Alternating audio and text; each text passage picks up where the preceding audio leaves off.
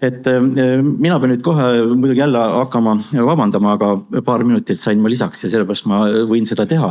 Kui ma selle ettekande nagu üles andsin, siis ma mõtlesin tõepoolest, et on võimalik kogu seda Rootsi võimuperioodi käsitleda. Aga kahjuks materjal kasvas üle pea ja kui ma hakkasin seda nii-öelda jutuks vormistama, siis ma vaatasin, et see maht on juba rohkem kui artikkel ja sealt ei ole võimalik seda 25 minuti jooksul küll nüüd ette kanda.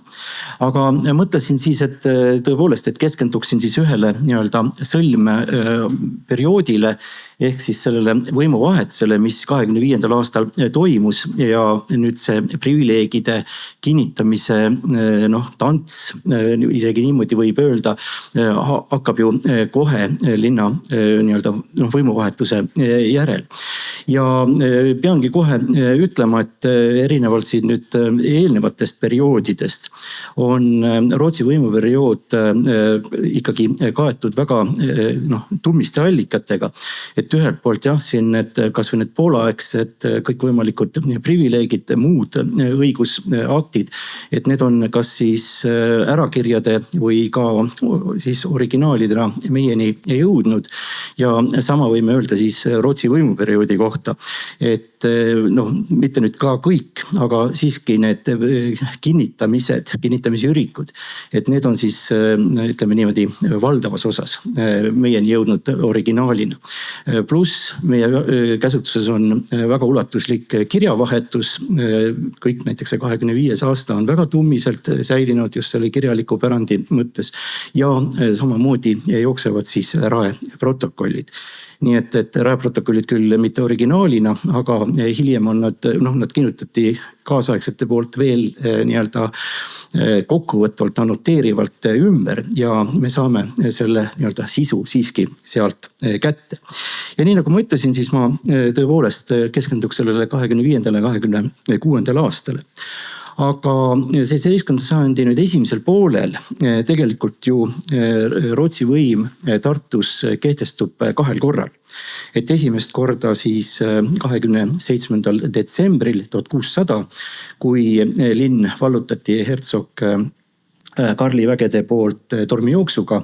See on ühed tingimused linnas võimu vahetamiseks, aga teine kord tõepoolest 16, 17, kumba kuupäeva eelistada, mõlemad on korrektsed.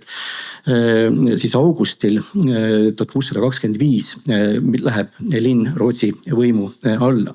Ja siin ma ütlen kohe, et kui keegi hakkab veel kirjanduses näpuga järgi ajama, siis mina kasutan siin praegu vana kalendrit. Sellepärast, et jah, Poola võimuperioodil oli uus kalender, aga kohe sellel samal 16. augusti kuupäeval tehakse siis raeprotokollis märkus, et minnakse üle vanale stiilile. Nii et selles mõttes jah, siin küll mõned päevad veel jooksevad kuupäevad paralleelselt, aga mitte siis lõpuni. Ja nüüd selle nii-öelda läbirääkimiste juurde kuulub siis see, et 16.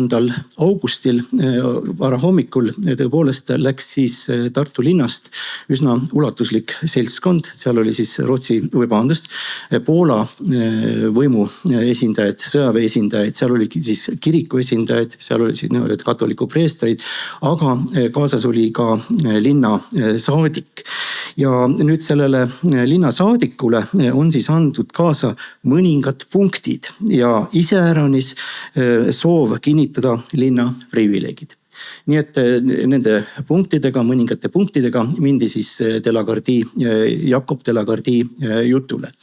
Ja nagu me teame, sel samal päeval annabki Jakob de la Gardie välja üpriski soodsad alistumistingimused, et me võime jagada need kaheks, et ühelt poolt siis jah, mis siis jagati, millised lubadused jagati Poola võimukandjatele, sõjaväelastele, katoliiklastele, sealhulgas siis ka jesuitidele. Ja teiselt poolt siis need tingimused, kus siis mainitakse linna ja linna edasist saatust. Ja tegelikult nendes punktides nüüd linna puudutab ainult 2 punkti. Esiteks, linn säilitab kõik oma maavaldused täpsustamata, mida silmas peetakse. Ja teiseks, et linna privileegid tuleb kinnitada. Mitte ei kinnitata, vaid need tuleb kinnitada. Nüüd see, mis oli Delagardi muidugi sooviks, antud olukorras oli see võimalikult sujuv võimuvahetus, sest et sõda käis ja Tartu oli tegelikult ju ainult üks etapp kogu selles 25. aasta sõjakampaanias. Ja ta selle ju saavutab, et need tingimused võetakse muidugi linna ja teiste poolt siis vastu. Nüüd 17. augustil, järgmisel päeval, tuleb Jakob Delagardi mõningate siis üksustega linna sisse. Poolakad lahkuvad. Ja kui teda on siis tulnud tervitama Tartu rae ja kodanikkonna esindajad, siis ta järjekordselt suuliselt teatab neile, et kuninglik majesteet kinnitab nende privileegid. No jälle ühesõnaga täpsustamata, mida ta siis selle all täpsemalt silmas peab.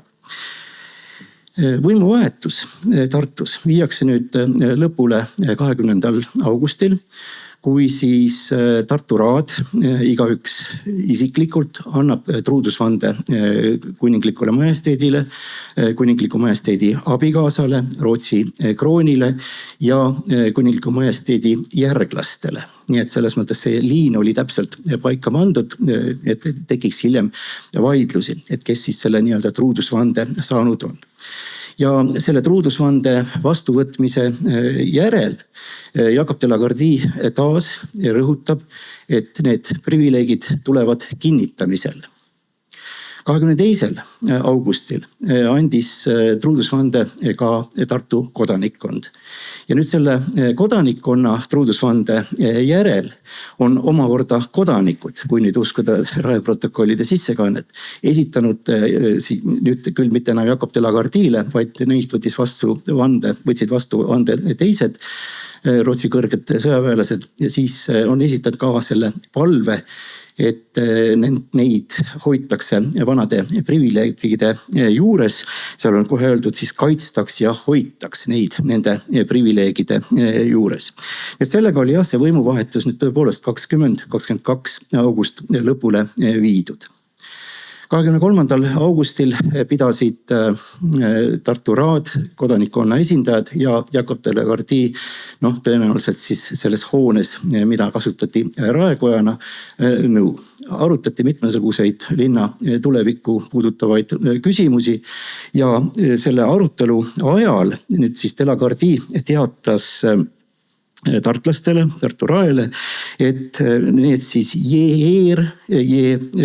liiber läheksid siis nüüd kuningliku majesteedi juurde, ehk siis mida varem, seda parem, läheksid kuningliku majesteedi juurde ja viiksid selle nii-öelda alistumise just nende privileegide kinnitamise mõttes lõpule. Raele ei jäänud muud midagi üle, selles mõttes see oli nende enda huvides. 26. augustil istutakse juba siis omakeskis, nii-öelda raad, kodanikkonna esindajad ja tehaksegi see otsus, valitakse välja need inimesed, kes lähevad kuningliku majesteediga kohtuma. Ja siin on selles mõttes üks huvitav moment, et Jakob Delagardi lubas, et ta ka isiklikult kirjutab nii kuningale kui ka siis kuninga juures viibivale riigikantsler Aksel Oxenstierle lihtsalt toetuskirjad. Ja nendest toetuskirjad on selles mõttes säilinud ja seal täpselt samamoodi lühidalt kokkuvõttes võib siis öelda seda, et ta räägib sellest, mida tema on lubanud, aga siis, et jah, et need privileegid tõepoolest saaksid kinnitatud. Mis moel, mis ühesõnaga punkte silmas pidades, sellest mitte kunagi mitte midagi ei arutatud. Kuningas sel ajal oli, nagu ma ütlesin, siis sõjakäik jätkus ja ta oli oma vägedega Leedus, nii et temal oli välilaager Biržais ja seal Pirsaist on ta siis ka saatnud mitmesuguseid kirju, mitte küll Tartu Raele, aga kui vaadata Rootsi riigiregistratuuri, siis sealt on jah, et kõik need kirjad tõepoolest tulevad välja Pirsaist välilaagrist. Ja nüüd, kui Raad peab nõu, et mida siis konkreetselt ette võtta, tuleb muidugi arutluse alla ka need punktid, mida kuningale esitada ja arutatakse ka, et ühesõnaga see on nagu see linna uus algus. Ollakse siis nii-öelda lootusrikkad, et nüüd uus algus, uus õiguslik alus, privileege kinnitatakse, aga kindlasti neid siis ka heal juhul laiendatakse. Ja omalt poolt linn, nagu ta kinnitab, on kõik teinud. On teinud selleks, ühesõnaga, et kuningas võiks vastu tulla, need privileegid kinnitada ja viidataksegi sellele truudusvandele, nii et see truudusvande andmise aspekt oli kindlasti vägagi oluline. Saadikutele kaasa antav instruktsioon valmis 22-punktilisena 30. augustil. Nii et selleks päevaks oli see valmis ja järgmisel päeval asuvadki saadikute teele. Pikk maa, kas või kaardi pealt vaadates Tartus sinna Pirsaisse on päris ikka hulga kilomeetreid, mitmeid päevi. Ja kohtutaksegi kuningaga täpselt küll nüüd dateerimata ajal, aga kuningas võtab nad siis seal laagris vastu. Ja nüüd tekib see küsimus, et kuningas ütleb, et ühelt poolt linn on väga halvas olukorras. Ta ise ta ei ole veel viibinud Tartus, aga ta on sellest teadlik, linn on väga halvas olukorras ja ta ei hakka saadikuid pikalt kinni hoidma. Sest nad peavad minema tagasi ja samas jätab ta ka need privileegid nii-öelda kinnitamata, teatades, et ta soovib nendega tutvuda. Et ta soovib neid lugeda, selles mõttes täiesti trafaretne käitumine, mitte midagi siin erilist ei olnud. Nii olid käitunud monarhid varem, käituvad ka hiljem ja mitte ainult Tartuga, vaid paljude linnadega. Aga nüüd siis tõepoolest see 22-punktiline instruktsioon oli siis saadikutel kaasas. Ja kui neid punkte lugema hakata, siis on selles mõttes on huvitav vaadata, mis siis ikkagi esitatakse kuningale nagu kinnitamiseks. Et esiteks muidugi see sissejuhatav tekst, et see on juba omaette kõnekas. Et räägitakse seal jah siis 70 aastast sellist türanlikust valitsemisest ja hoolimatust valitsemisest, mille all siis linn on olnud ja tänu sellele hoolimatule valitsemisele on siis ka sattunud nii-öelda täielikku kaosesse. Nii et hoolimatu valitsus ja privileegidest kinni peetud ei ole. Ja väljendatakse muidugi siis seda suurt lootust, mis siis nüüd Tartut ees ootama hakkab. Ja mainitakse siis muidugi jah, need privileege, mida soovitakse, et oleks saaks kinnitatud. Ja taas ebamääraselt öeldakse Poola kuningate poolt antud privileegid ja samuti siis ka õndsa hertsog Karli ehk siis Gustav II Adolfi isa poolt linnale 1601. aastal antud siis privileeg. Et ka seda siis seal mainitakse. Nüüd, millised need Poola kuningate privileegid olid, seda tõepoolest ei sel korral ega hilisematel aegadel, hilisemates dokumentides enam kunagi ei mainita. Aga arvata on, et tegemist on siis Stefan Batori 1582. ja 1584. aasta ürikute kirjaga ja sinna juurde siis Sigismund III poolt 1588. aastal antud privileegidega. Ja see hertsog Karli privileeg, see on selgelt dateeritud 1601, siin selles mõttes mingisugust selles mõttes jah, segadust ei ole. Ja nagu me õige pea näeme, siis õiguslikuks aluseks saabki see hertsog Karli privileeg.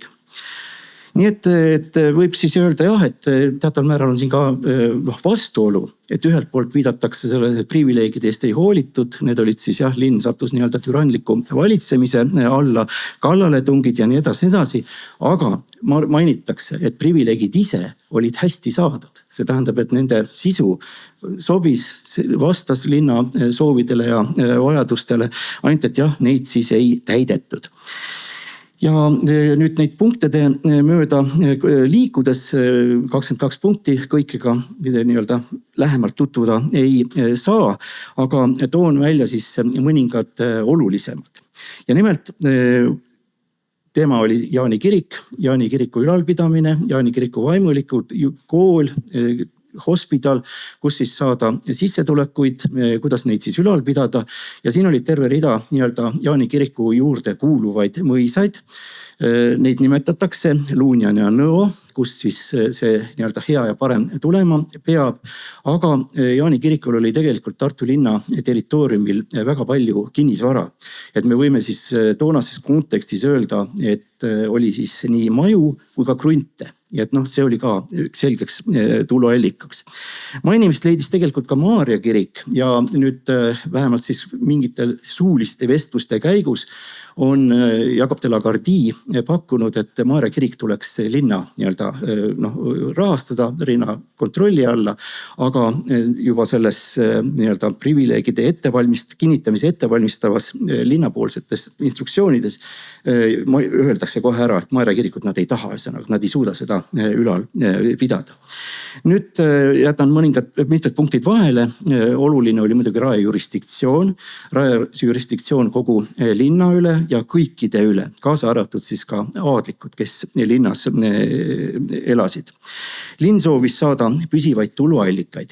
Siin oli terve rida asju, mis üles loeti, alates siis raeteenistuses olevate inimeste palkadest, linnateenijate palkadest, aga näiteks ka siis uue silla ehitamine üle Emajõe, Raekoja taastamine. Raekoda oli hävinud 1601. aastal, aga seda taheti siis taastada.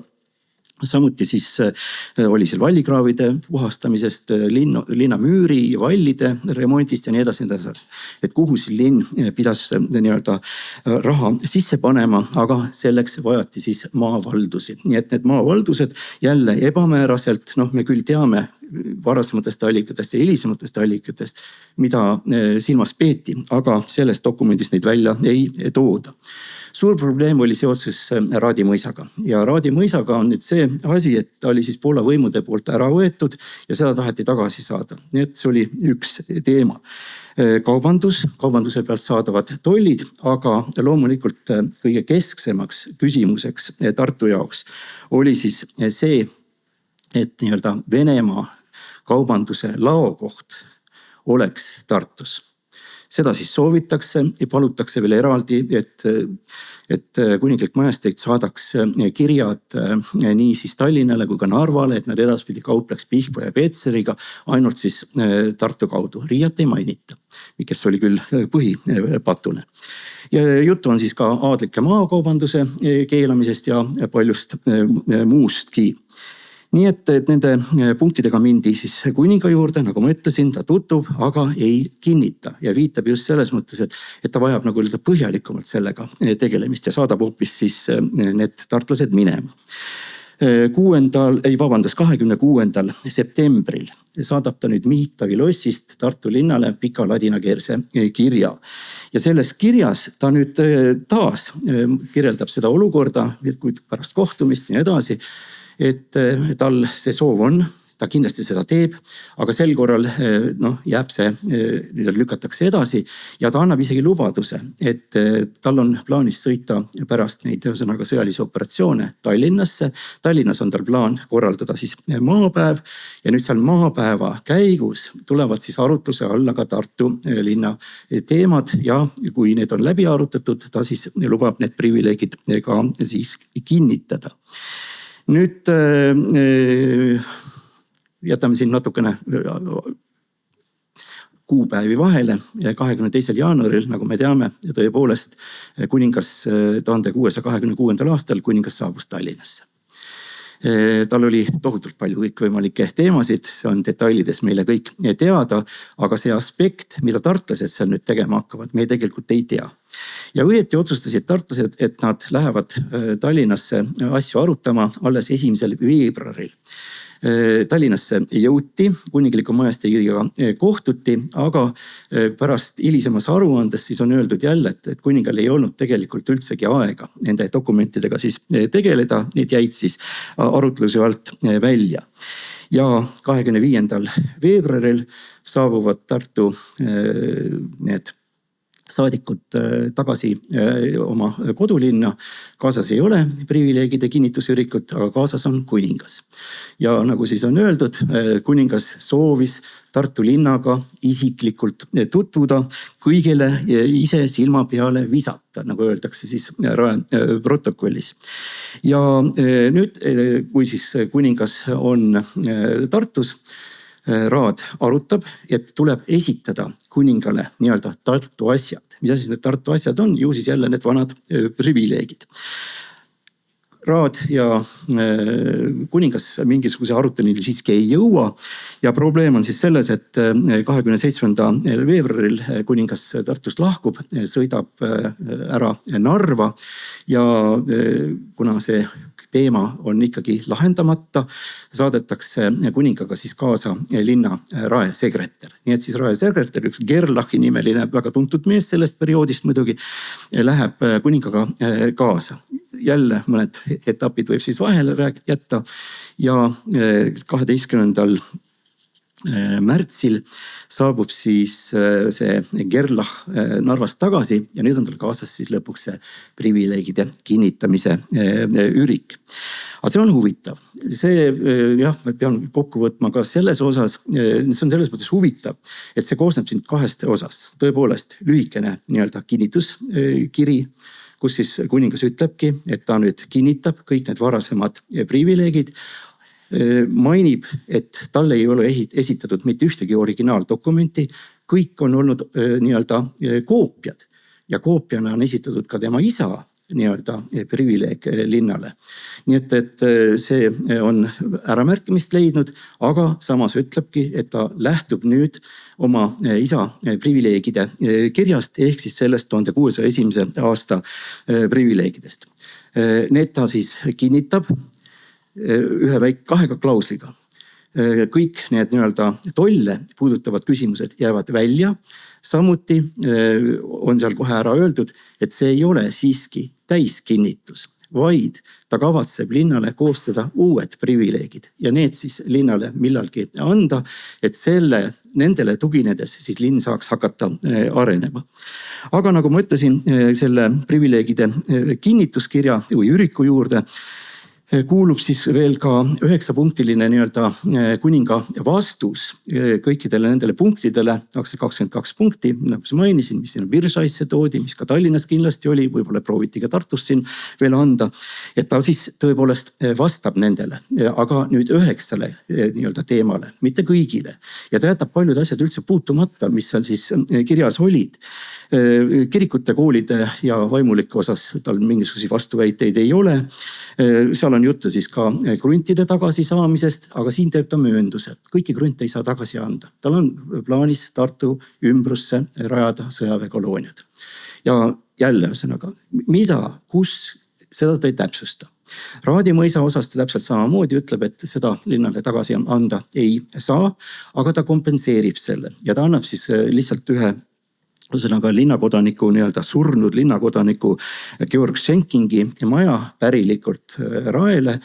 Raad saab hakata seda siis kasutama nii-öelda istungite pidamiseks.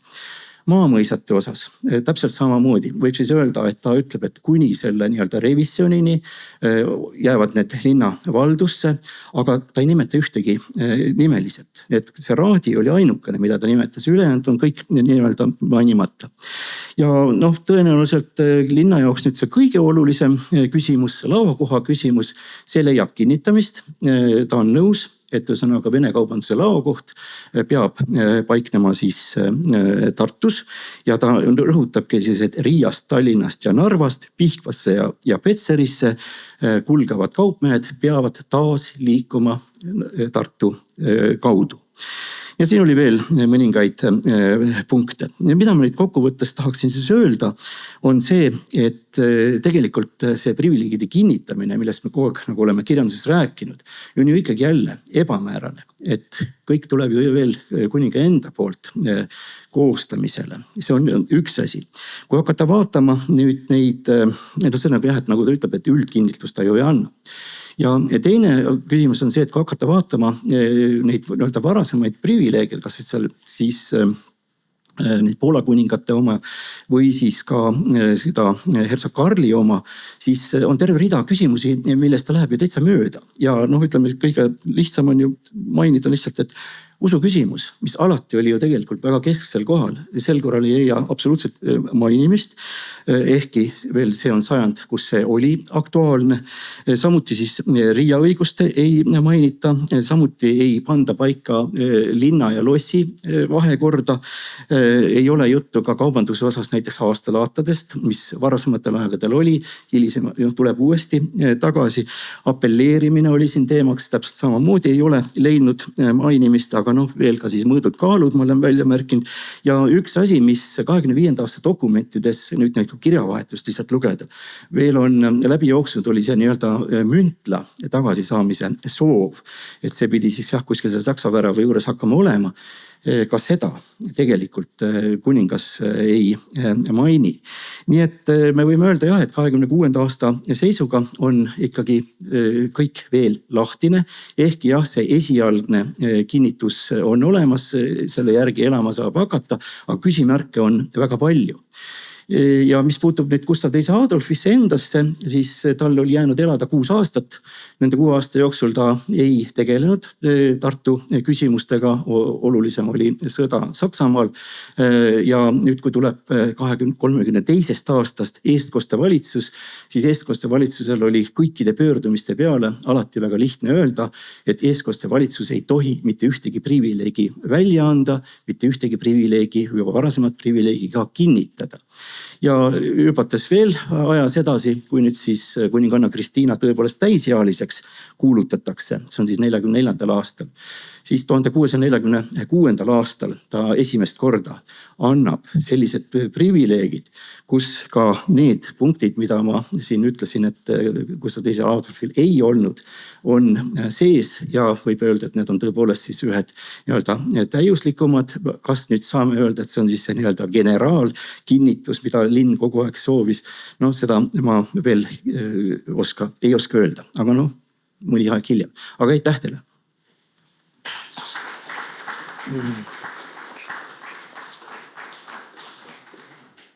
Aitäh! Ma annan teile võimaluse küsimusteks, ma toon kohe mikrofoni ka.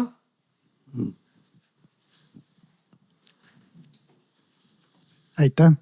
Üks detail jäi kõrva, kas see Schenkingi maja, mis Tartu raele kuninga poolt kingiti, kas selle asukoht on ka teada, kus siis see raekoda hakkas olema?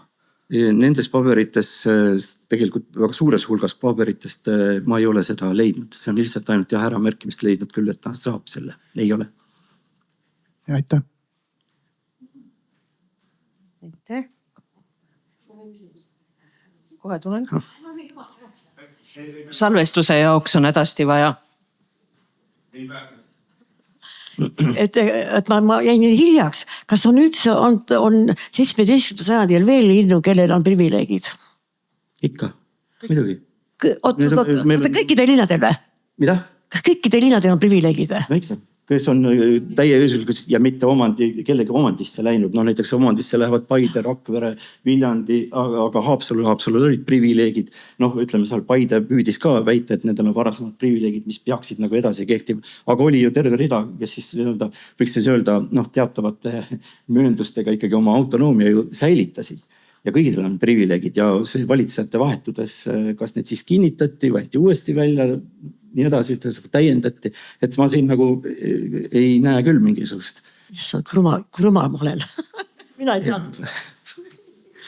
Eks see suuresti linna just nimelt iseloomustas, et tal oli see privileeg, et ta on autonoomne. Õiguskaaslus muide. mul on hea meel, et sa jõudsid lõpuks välja selle 1646. aasta privileegini, et minu materjalis, mis käib nüüd 19. sajand, on see, see dokument, millele siis ühtevalu viidatakse ja väidetakse, et selle on ka Vene valitsejad nüüd teist otsapidi omalt poolt kinnitanud. Ma olen siin lihtsalt ka illustratsiooniks pannud selle 1676. aasta siis Karl 11. poolt linnale antud nii-öelda kinnituse. Siin ka pole ju nad, et see tekst on ju suht paljustki sellest, kes ta kõik on, tema ise valitsejana, siis ongi lause sõnaga, et ta kinnitab just 46. aasta privileegid ja edasi siis sõnaga, kui tubli peab Tartu linn edaspidi olema. Me täidame kuninga antud korraldust. Aitäh.